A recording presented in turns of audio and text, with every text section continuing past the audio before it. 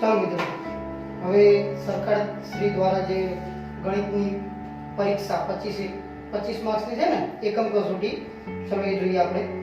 ચલો એની અંદર પહેલો જોઈએ આપણે વિભાગ એ.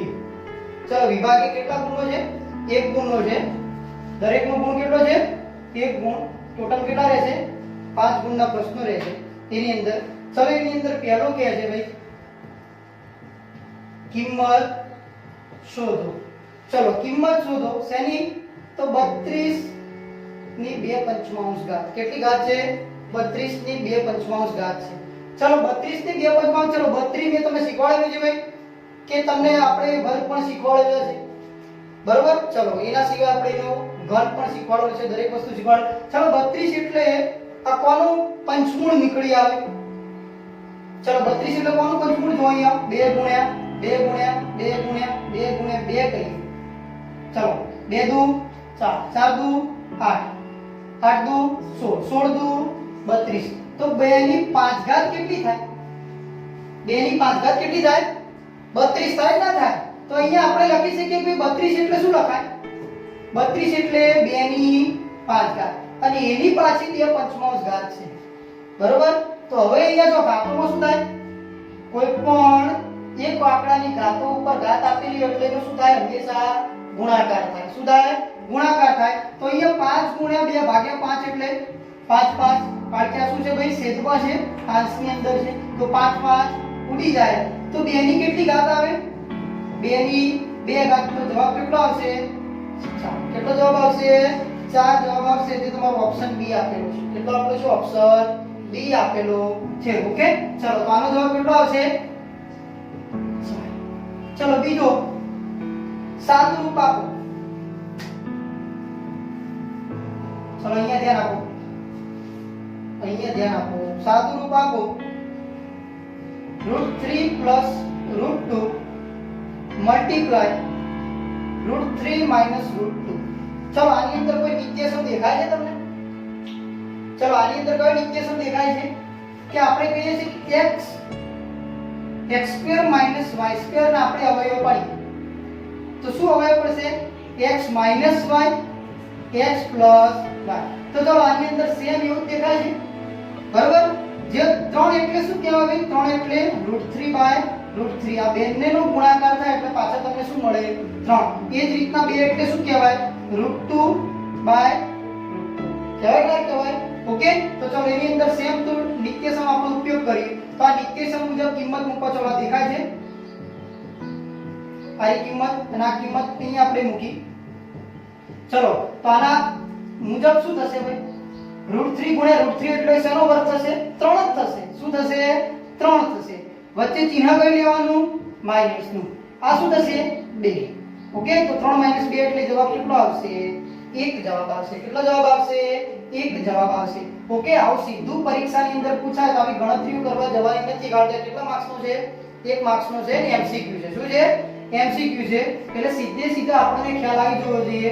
તો સાદું રૂપની કિંમત કેટલી મળશે? તો આનો જવાબ કેટલો મળશે? 1. કેટલો મળશે? 1 મળશે.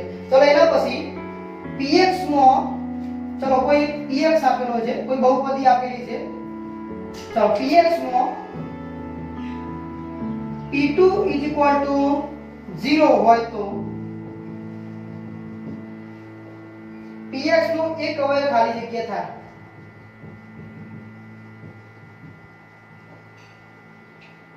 ખાલી જગ્યા થાય. ચલો એમાં એક કિંમત કઈ મૂકીને આપી છે ભાઈ? જો 2 મૂકતા હોય, જો 2 મૂકીએ તો p2 બરાબર શું થાય છે? 0. અને અવયવ હોય ભાઈ, કોઈ પણ બહુપદીનો અવયવ હોય એટલે બરાબર શું થવો જોઈએ? એ કિંમત મૂકતા એ બહુપદી શું થવી જોઈએ? 0 થવી જોઈએ. ખ્યાલ છે ને? ઓકે, 2 ની જગ્યાએ 1 મૂક્યો હોય તો એ બહુપદી કેવી થવી જોઈએ? 0. ચલો એવી બહુપદી હું લખું. ધારો કે ચલો એની ઓપ્શન આપ્યા હોય, આપણે ઓપ્શન સિવાય પણ બહુપદી આપણે લખીએ. ચલો ધારો કે ઓપ્શન છે A, B, C અને D. તો આપણને ખબર પડે 2 મૂકતા બહુપદી શું થવી જોઈએ? 0 થવી જોઈએ. ચલો આની અંદર 2 મૂકીએ તો 4. ચલો આની અંદર 2 મૂકીએ તો 2 - 2 કેટલું થાય 0 થાય કે ના થાય ઓકે ચલો આની અંદર 2 મૂકો તો 2 નો વર્ગ 2 નો વર્ગ 4 4 + 2 કેટલા થાય 6 ચલો અહીંયા મૂકો તો 2 નો વર્ગ 4 - 2 કેટલો જવાબ આવે 2 મતલબ એક જ બહુપદી આપણને મળે છે અવયવ કયો મળે છે x - 2 બરાબર 0 મૂકીએ તો આપણને બે કિંમત મળે કે ના સીધી ખબર પડે x - 2 બરાબર 0 હોય તો x બરાબર કેટલા હોય 2 તો એક અવયવ કયો છે આનો ઓપ્શન મુજબ તો x માઈનસ કયો છે x માઈનસ 2 ઓકે ચલો એ જ રીતના ચોથો જોઈએ 5x નો ઘન પ્લસ 4x² પ્લસ 7x નો બહુપદીનો ઘાત ખાલી જગ્યા છે ચલો ભાઈ આની અંદર મેં તમને કીધેલું છે કે કોઈ ઘાત હોય સૌથી મોટી ઘાત કઈ કહેવાય કેટલી કહેવાશે એની 3 કેટલી કહેવાશે 3 હંમેશા જોવાનું જે મોટી ઘાત હોય બહુપદીનો ઘાત હોય તો એનો ઘાત કેટલો છે મોટો 3 પછી બે લખવા જવાનું નહીં ઓકે જે ઘાત ધારો કે અહીંયા 5x ની 5 ઘાત હોય તો ઘાત કેટલો હોય 5 હોય બરોબર પણ આવું લખેલું હોય કે 5x ની 5 ઘાત પ્લસ 4x ની 6 ઘાત પ્લસ 7x ની 7 ઘાત તો સૌથી મોટી ઘાત કેટલી થાય બોલો 7 કેટલી થાય 7 કેટલી થશે 7 થશે ઓકે એટલે મોટી જે ઘાત દેખાય આપણે લખવાની થશે ચલો એના પછી 5 નંબરનો એક સમતોલ પાસાને ચલો વારે ઘડીએ સૌથી વધારે જો સંભાવનામાંથી પ્રશ્ન પૂછાતા હોય તો આવા પ્રશ્ન પૂછાય છે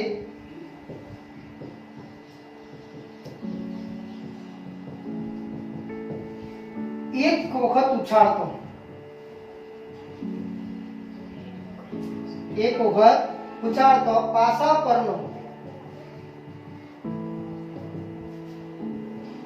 અંક યુગ્મ હોય તેની સંભાવના શોધો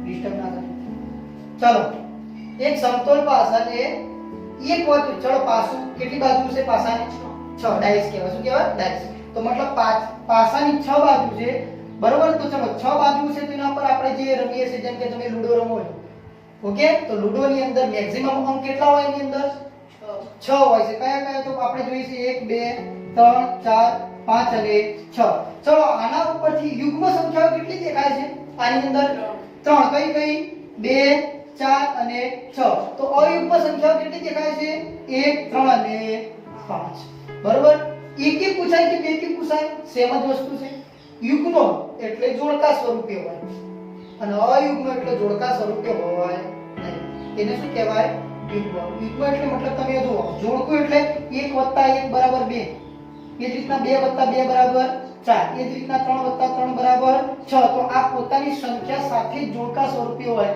આ બધી યુગ્મ સંખ્યાઓ કહેવાય બરોબર એટલે બેકી પણ કહેવાય બીજી આની એકી પણ કહેવાય તો જો કેટલી છે 1 2 ને 3 ચલો હવે સંભાવના એટલે શું કહેવાય ભાઈ સંભાવના એટલે શું કહેવાય સંભાવના એટલે બોલો પસંદગી ભાગ્યા કુલ ચલો ભાઈ અહીંયા પસંદગી કેટલી કરી છે આપણે યુગ્મ સંખ્યાઓની 3 અને કુલ કેટલી સંખ્યા હતી 6 3 2 6 તો સંભાવના 1/2 તો 1/2 અથવા તો 0.5 તો આનો જવાબ તમારા ઓપ્શન મુજબ કેટલો આવશે 1/2 તો મેક્સિમમ આવા સંભાવનાની અંદર પ્રશ્ન પૂછાતા હોય છે આ કયો તો આપણો વિભાગ એ કેટલા માર્ક્સનો છે 5 માર્ક્સનો છે ચલો ખ્યાલ આવી ગયો ઓકે ચલો હવે વિભાગ બી ની ગણતરી કરીએ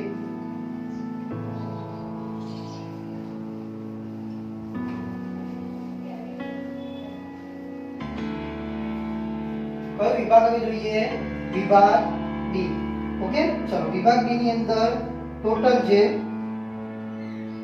10 માર્ક્સ ના છે ટોટલ 2 ગુણના ઓકે કેટલા ગુણ છે ટોટલ 10 ગુણ કેટલા ગુણ જોવા મળે છે 10 ગુણ જોવા મળે છે ચલો એની અંદર પહેલું છે સાદુરૂપ આપો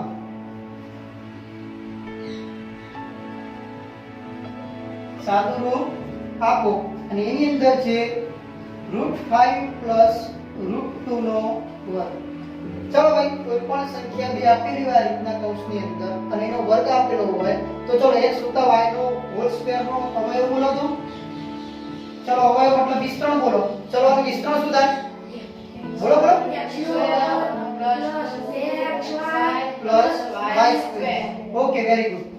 થશે x² + 2xy + y² થશે કે થાય? ઓકે ચલો તો એ જ રીતના આનું વિસ્તરણ આપવાનું સેમ ટુ સેમ બરોબર. અહીંયા તમારે લખવું હોય કે નિત્યસમ મુજબ આ એક તમારો નિત્યસમ જ છે. નિત્યસમ x + y નો whole square is equal to x² + 2xy + y². તો આ નિત્યસમ મુજબ તમે આનું સાદું રૂપ આપી શકો. ચલો કેટલું થશે? √5 નો વર્ગ કેટલો થાય? 5. કેટલો થશે? 5. √5 નો વર્ગ કેટલો થાય? 5 પ્લસ 2. ચલો અહીંયા ગુણાકાર √5 મલ્ટીપ્લાય √2. ઓકે કેટલો થશે? હા √10. ઓકે ચલો √ પણ બોલાય અને √10 પણ બોલાય. ઓકે તો 2 √10 પ્લસ કેટલા થશે? 2 √2 નો વર્ગ 2. ઓકે કોઈ પણ સંખ્યાનું વર્ગમૂળ એ જ સંખ્યા સાથે ગુણવામાં આવે એટલે એ જ સંખ્યા પોતે મળે. ખ્યાલ છે ભાઈ? તો કેટલા મળ્યા? 2. ચલો આ તમારી રીતના વ્યવસ્થિત લખવાનું. ઓકે તમારા બધે લખેલું હોય. ચલો તો 5 ને 2 7. કેટલા થયા ભાઈ? 7 + 2 √10.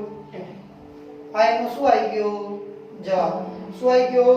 જવાબ આવી ગયો. ઓકે √10 ની કિંમત તમારા માટે ઇમ્પોર્ટન્ટ છે નહીં કે તમારા પરીક્ષામાં એ રીતના પૂછાતી નથી. ચલો હવે આગળ જોઈએ. આપેલના સંખ્યાના છેદનું સમયકરણ કરો. ચલો 7 નંબર શું કરવાનું છે? સમયકરણ. શું કરવાનું છે? સમયકરણ. ચલો સમયકરણ એટલે કહો પણ કરણી. શું કહેવાય? પ્રકારની કરણી. ચલો એની અંદર પહેલો આપ્યો છે 1/√7 - √6. ચલો સમીકરણ કરવાનું એટલે શું કરવાનું? સમીકરણ હંમેશા શેનું થાય? છેદનું જ થાય. સમીકરણ હંમેશા શેનું થાય? છેદનું સમીકરણ થાય. અંશનું જરૂર હોય પહેલા છેદનું તો કરવું જ પડે. અંશનું જરૂર હોય તો જ કરવાનું થાય. બાકી સમીકરણ હંમેશા શેનું કરવાનું થશે? છેદનું કરવાનું થશે. ઉપર ભલે ગમે તે આવતું નીચે આવી સંખ્યા રહેવી જોઈએ નહીં. ચલો તો આનું સમીકરણ કરવું હોય તો મારે કઈ સંખ્યા વડે મલ્ટીપ્લાય કરવા પડે? એની વિરુદ્ધ સંખ્યા. તો આની વિરુદ્ધ સંખ્યા કઈ કહેવાય? પ્લસ √6. √7 + √6 થઈ ગયું ના થઈ ગયું? ચલો તો અહીંયા આ વસ્તુ જુઓ શું થશે?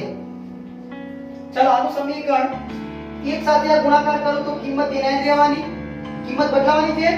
ના નથી બદલાવાની. ચલો એના જ રહેવાની છે. ચલો આનું આગળ પણ આપણે ચર્ચા કરીશું કે x² - y² ના અવયવ હાલ આવી ગયું x - y x + y. તો જો આ x - y છે અને x + y છે તો ચલો -7 √7 મલ્ટીપ્લાય √7 શું થશે? 7. કેટલા થશે? 7. તો અહીંયા કિંમત કેટલી મૂકી? 7. ચલો માઈનસ ચિહ્ન વચ્ચે આવશે. ઓકે ચલો આનું કેટલા થશે? 6. તો 7 માંથી 1 જાય તો 7 માંથી 6 જાય તો 1 વધે. કેટલો વધ્યો? 1. તો મતલબ આપણને જે કિંમત મળી અપોન 1. ભાઈ દરેકના નીચે છેદ 1 હોય ને હોય છે. દરેકના નીચે છેદ 1 તો હોય જ છે. એટલે આપણને જે કરણી કરવાથી જે સમયકરણ કરવાથી કેટલી કિંમત મળી? √7 + √6. આપણને કેટલી કિંમત મળે છે? આટલી. ચલો હવે એ જ રીતના બીજો દાખલો કયો આપેલો છે? 1/√5 + √2. ચલો ભાઈ આની અંદર કરણી સેમ ટુ સેમ પ્રોસેસ. આના જેવી જેવી શું કરી દેવાના? માઈનસ કરી દેવાના. ચલો માઈનસ કરતાની સાથે આપણને ઉપરનો તો એના જ મૂકી દેવાનું. ચલો નીચે સેમ ટુ સેમ ચિહ્ન વચ્ચે માઈનસ. કયું રહેશે? માઈનસ. તો હવે અહીંયા તમારે મૂકવું પડશે ખાસ કે નીચે કેટલા આવેલા છે? 3 આવેલા છે તો 3 એમના મૂકવા પડે.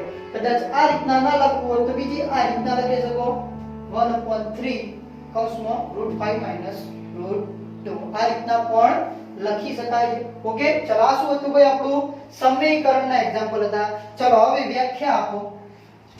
ચલો વ્યાખ્યા આપો. એની અંદર પહેલી છે સમાંતર રેખાઓ. ચલો આર્યન વ્યાખ્યા બોલો સમાંતર રેખાઓની.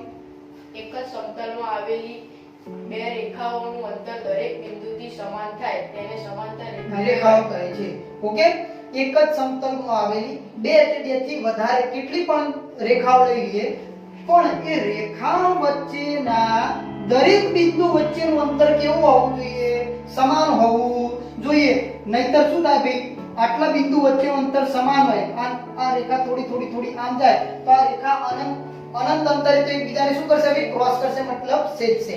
ઓકે, તો દરેક બિંદુએ કેવું અંતર રહેવું જોઈએ? સમાન રહેવું જોઈએ. ચલો એના પછી બીજી વ્યાખ્યા છે વર્તુળની ત્રિજ્યા. ચલો વર્તુળની ત્રિજ્યા, ચલો પૂર્વ. વર્તુળના કેન્દ્રથી લઈ વર્તુળને અડતી તમામ બિંદુઓને વર્તુળની ત્રિજ્યા કહે છે. ચલો પૂરી. ઓકે, ચલો તારે બોલવાની ટ્રાય સારો છે. વર્તુળના કોઈ એક વર્તુળ ઉપર આવેલા કોઈ વર્તુળ ધારને કોઈ વર્તુળને કેન્દ્ર છે અને વર્તુળ ઉપર આવેલા તમામ બિંદુઓ વચ્ચેના અંતરને શું કહે છે? વર્તુળની ત્રિજ્યા કહે છે. વર્તુળના કેન્દ્રથી વર્તુળ ઉપર આવેલા તમામ બિંદુઓ, એક બિંદુ નહીં, તમામ બિંદુઓ વચ્ચેના અંતરને શું કહે છે? વર્તુળની ત્રિજ્યા કહે છે. ઓકે, તો ખ્યાલ આવી ગયો ભાઈ? સમાંતર રેખાઓ કોને કહેવાય? વર્તુળની ત્રિજ્યા કોને કહેવાય? ચલો હવે નવમા નંબરનો શોધો. જો AC બરાબર BC થાય તેવું બિંદુ C બિંદુ A અને B ની વચ્ચે હોય. જો AC બરાબર BC થાય તેવું બિંદુ કયું બિંદુ? C બિંદુ કોની વચ્ચે? A અને B ની વચ્ચે હોય તો સાબિત કરો કે AC બરાબર, સાબિત શું કરવાનું છે? AC બરાબર 1/3 AB. ચાલો, આ તો એક નોર્મલ વસ્તુ છે કે ભાઈ કોઈ માની લો કોઈ રેખા ઉપરના બે બિંદુ શું આપેલા છે? A અને B. શું આપેલા છે ભાઈ? A અને B. હવે A અને B નું કોઈ મધ્ય બિંદુ હંમેશા એક જ મળે. કયું મળશે? C. ત્યાં કયું મળે છે? C. તો અહીંયા લખી શકાય કે રેખા ઉપર આવેલા બિંદુ A અને B ની વચ્ચે કોઈ બિંદુ C એવી રીતે આવેલું છે જે AC બરાબર BC શરતનું શું થાય છે? પાલન થાય છે. બરોબર? બાકી એનું મધ્ય બિંદુ હંમેશા કોઈ પણ રેખાખંડ હોય, ઓકે, એનું મધ્ય બિંદુ હંમેશા એક ને માત્ર એક જ હોય છે. આ શરત આપણે ખ્યાલ આવી ગયો ભાઈ? એનું મધ્ય બિંદુ એક અને માત્ર એક જ મળે છે. જો AC બરાબર BC થાય છે. હવે ધારો કે AB બરાબર શું ધારો? x ધારો. AB બરાબર x. હવે C બિંદુ x ના કેટલા ભાગ કરે છે? 2 ભાગ કરે છે. માટે AC બરાબર શું થશે? x/2 અને BC બરાબર શું થશે? x/2. હવે આપણે સાબિત શું કરવાનું છે? AC. તો હવે આપણે AC કઈ લીધું? આપણે AC x/2 લીધા છે. ઓકે, તો અહીંયા કિંમત મૂકે AC બરાબર x/2 થવાથી, બરોબર? તો x બરાબર 2AC થશે. x બરાબર શું થશે? 2AC. હવે x બરાબર શું ધારીતું આપણે? AB. શું ધારીતું? AB. તો AB બરાબર 2AC. તો AC બરાબર 1/3 AB. મતલબ કહેવાય સાબિતી હંમેશા આલાની ટોપી માલાની મોથે અને માલાની ટોપી આલાના મોથે જ કરવાની છે. આને કહેવાય સાબિતી. બાકી દેખીતી વસ્તુ છે દેખાય જ છે, પણ આપણે કંઈક ધારીને, કંઈક ધારણા કરીને આપણે શું કરવાનું છે? સાબિત કરવાનું છે. ખ્યાલ આવે કે મતલબ? ઓકે, ચલો હવે વિભાગ B નો છેલ્લા નંબરનો 10મા નંબરનો દાખલો રહ્યો. ઓકે, ચલો 10મા નંબરનો દાખલો આપણે ગયા વિડિયોની અંદર જે સંભાવનાનું લેક્ચર હતું એ સંભાવના લેક્ચરની અંદર સૌથી પહેલો વિડિયો આપણે જે બનાવેલો છે અને એની અંદર એ આપણે સૌથી પહેલો દાખલો જોવા મળે છે ને ભાઈ? ઓકે, ચલો તો એ આપણે ગણાવતા નથી. ઓકે, ચલો જોઈ લેજો. હવે જોઈએ વિભાગ C. ચલો ભાઈ વિભાગ C ટોટલ પ્રશ્ન છે. ચલો 2 પ્રશ્નો આપેલા છે ટોટલ. 3 દુ 6 માર્ક્સના 11 12 ઓકે, ચલો 6 માર્ક્સના પ્રશ્નો આપેલા છે. 10 ને 5 15. ઓકે, ચલો છેલ્લો પ્રશ્ન આપણો 4 ગુણનો રહેશે. હા, 4 ગુણનો આપેલો છે. મતલબ 21 ને 4 25 ગુણના પ્રશ્નો થઈ જાય છે અહીંયા. ચલો હવે અહીંયા જોઈએ આકૃતિ AC બરાબર BD. ચલો અહીંયા એક આકૃતિ આપેલી છે અને આકૃતિની અંદર આપેલા છે ABCD. ચલો આટલા 4 બિંદુ. 11મા નંબરનું એક્ઝામ્પલ.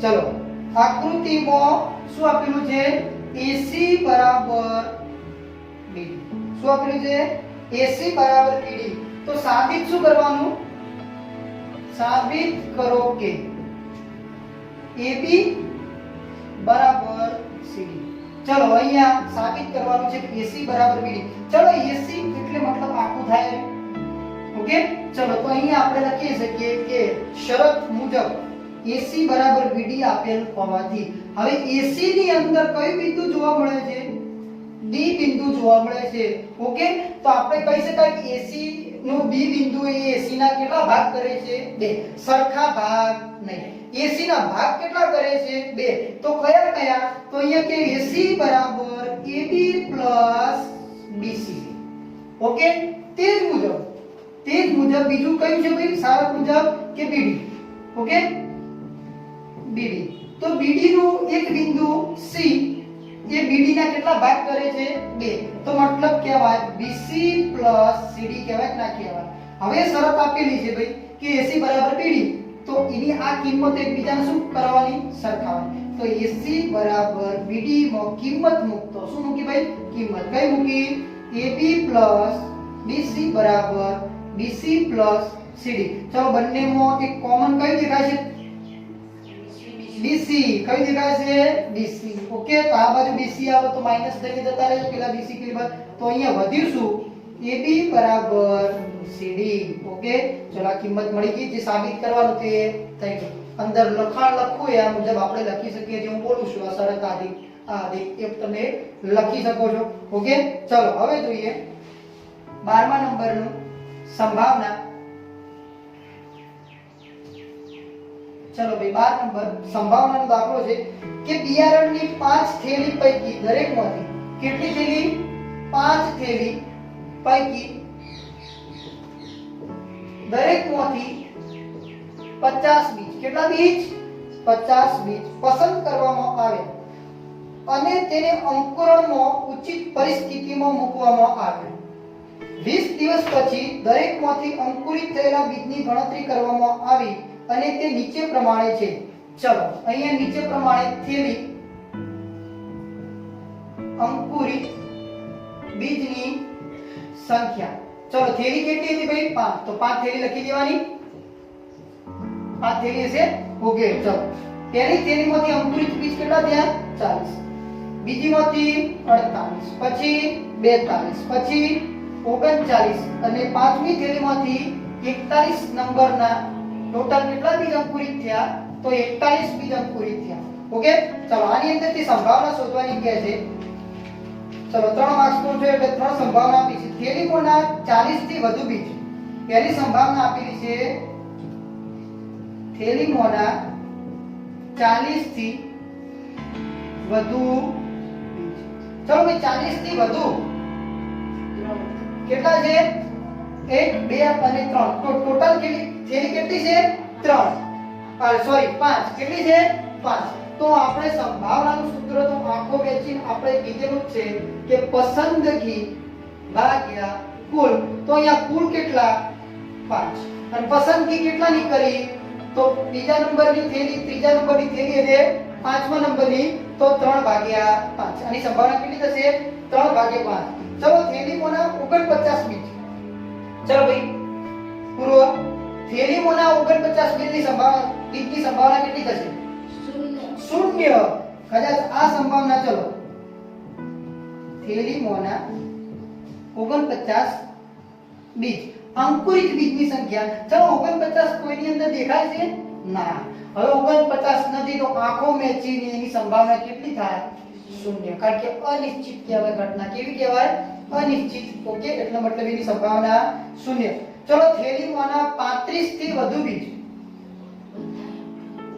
કેટલા છે ભાઈ 1 2 3 4 અને 5 દરેક બીજ 35 થી વધુ બીજ 50 માંથી શું થયા છે અંકુરિત મતલબ સંભાવના કેટલી થશે 35 થી વધુ તો મતલબ ટોટલ 5 થેલીઓમાંથી થયેલા છે એટલે એની સંભાવના કેવી મળશે 1 મળશે ઓકે તો અહીંયા તમારો કયો વિભાગ પૂરો થયો વિભાગ સી પૂરો થઈ ગયો ઓકે ચલો હવે જોઈએ આપણે લાસ્ટ વિભાગ ડી જે 4 માર્ક્સ ની અંદર પૂછાયેલો છે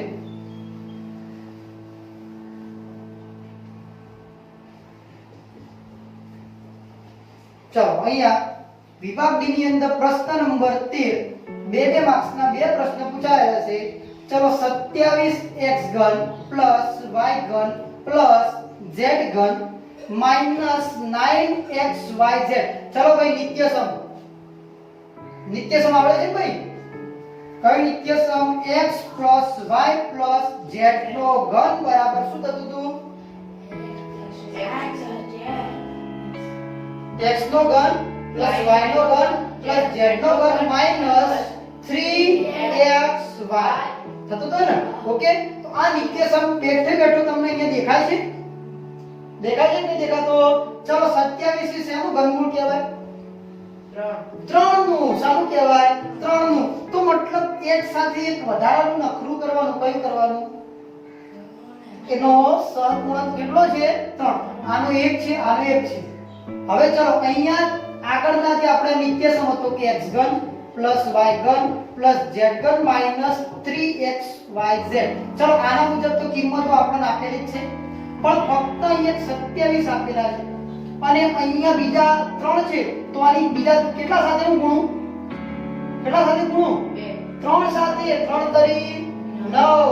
ઓકે, કેટલા સાથે ગુણવા પડે? 3 સાથે. તો 3 તરી 9. હવે અહીંયા 27 ની જગ્યાએ મારે લખવાના કેટલા? 3 નો ઘન. કહેવાય કે ના કહેવાય? તો અહીંયા 3 નો ઘન છે, અહીંયા 3 છે. તો આપણે જે આ કિંમતની અંદર ફક્ત ને ફક્ત તમને અહીંયા દેખાય છે વસ્તુ આટલું મૂકવાનું થાય.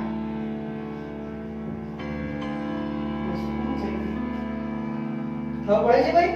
આ કિંમતની અંદર અહીંયા 3 મૂકવાના થાય. એટલે જો અહીંયા x ના 3 સહગુણક હશે, આની સાથે ગુણાશે કે નહીં ગુણાય? એટલે 3 આવતા હતા એની જગ્યાએ શું આવશે? 9 આવશે. અને અહીંયા ઘન આપે છે એટલે 3 નો ઘન કેટલો થઈ જશે? 27 થઈ જાય છે. ઓકે, તો આ મુજબ આયેલો દાખલાનું સીધું વિસ્તરણ આપેલું હતું, એમાંથી આપણે શોધવાનું હતું. તો આના મુજબ તમે નિત્યસમનો ઉપયોગ કરી 2 માર્ક્સનો છે, સીધું 2 સ્ટેપ મૂકો એટલે જવાબ છે તમારો. ઓકે, ચલો હવે છેલ્લો બહુ જ ઇમ્પોર્ટન્ટ કહી શકાય. ચલો આ ભલે અહીંયા બોર્ડ ઉપર. ચલો એની અંદરનો જે બીજો દાખલો છે કયો આપેલો છે? યોગ્ય નિત્યસમનો ઉપયોગ કરી. ચલો આ વસ્તુ આપણા માટે બહુ જ જરૂરી છે, દરેક વિદ્યાર્થી માટે. ને આજના ટાઈમ પૂરતી નથી, જ્યાં સુધી જીવશો ત્યાં સુધી ઇમ્પોર્ટન્ટ છે. એની પાછળનું કારણ છે કે અહીંયા તમે જોઈ શકો છો 104 × 96. ચલો ઈઝીલી ફટાફટ જે તમને ગુણાકાર કરવા હોય તો આ એક ટ્રીક આપણા માટે બહુ જ ઇમ્પોર્ટન્ટ છે. બરોબર, બહુ જ ઇમ્પોર્ટન્ટ છે. તો ચલો આના ઉપરથી આપણે ચલો 104 એટલે શું કહેવાય? ચલો 100 લઈ લેવાના. 100 પ્લસ 4 શું થશે ભાઈ? 100 પ્લસ 4 મલ્ટીપ્લાય 100 માઈનસ 4. ચલો તો પછી આ તો એક નિત્યસમ થઈ ગયો આપણો. કયો નિત્યસમ થઈ ગયો? નિત્યસમ બોલો ભાઈ, કયો? x minus y તો પણ કોના અવયવ કહેવાય? x plus y x minus y x minus y square. x minus y square ના હોલ સ્ક્વેર છે. ખોટો. x square minus y square ના અવયવ થાય x minus y x plus y. આ પેપર પૂરું થયું. પેપરની અંદર આ નિત્યસમનો ઉપયોગ કેટલી વાર થયો? 3 વખત થયો છે. તો અહીંયા જોઈ શકાય છે 100 + 4 અને 6 + 4. તો અહીંયા કિંમત કેટલી થઈ? 100 નો વર્ગ ઓછા 4. કેટલો થયો? ચલો 100 નો વર્ગ એટલે ખબર પડે આપણને ભાઈ? બસ કઈ નહીં કરવાનું, સીધા બે મીંડા હતા, બે મીંડા મૂકી દેવાના. ચલો 4 નો વર્ગ એટલે 16. ચલો 10000 માંથી 16 જાય તો 9984. કેટલી કિંમત મળે? 9984. ત્યારે 10 કાઢો તો 9990 કહેવાય કે ના કહેવાય? પછી 6 કાઢ નાખો, 90 માંથી 6 જાય તો 84. સીધા 9900 એમના વધે. ઓકે, ચલો તો 9984. તો અહીંયા જે 25 માર્ક્સની એકમ કસોટીમાં આવેલું પ્રશ્નપત્ર શું થાય છે? પૂરું થાય છે. ઓકે, ચલો ખ્યાલ આવી ગયો? તમે લોકોએ ગણેલું જ છે તો ફરીથી આપણે એને સમજાવીએ. ચલો